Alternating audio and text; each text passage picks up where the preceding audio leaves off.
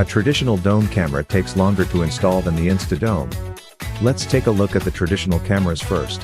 Step 1. Fix base. Step 2. Pass wires.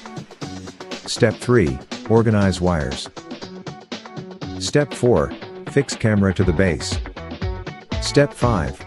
Adjust lens manually. Step 6. Remove protective tape. Step 7. Clean inner glass. Step 8. Buckle the transparent cover. Step 9. Secure camera body. Now, let's move on to the LTS InstaDome installation. Step 1. Fix base. Step 2. Quickly connect wiring. The wires are nicely organized, making it easy to connect.